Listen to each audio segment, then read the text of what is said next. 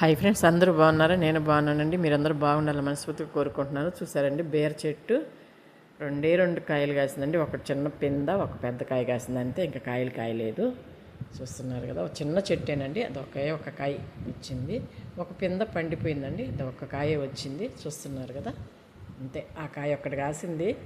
కాయ మాత్రం ఒక్కటైనా చాలా పొడవు బాగుంది కదా కాయ. చూస్తున్నారు కదా, చూస్తున్నారు కదండి. ఒక కాయ, అక్కడ ఒక చిన్న పింద వచ్చిందండి, అంతేను. ఒక కాయ వచ్చింది. ఆ ఒక్క కాయ కోసేసి చికెన్ వేసి వండాను. అదొక్క కాయనండి, ఇంకా లేదు కాయ. గోడ కిందే వచ్చింది. ఒక్క కొమ్మ. అదో చూడండి, చిన్న మొలక. ఆ మొలకకి 2 పిందల్లో ఒక పింద పండిపోయింది. ఒక్క కాయ వచ్చిందండి. చూస్తున్నారు కదా, బీరకాయ ఇంకెక్కడా లేదు. ఒక కాయ, అది పింద వచ్చింది, పండిపోయిందండి. అది ఎందువల్ల పడిపోయింది, పోయింది, అది పాడైపోయింది. చూస్తున్నారు కదా, ఇది ఒక కాయ కోసాను.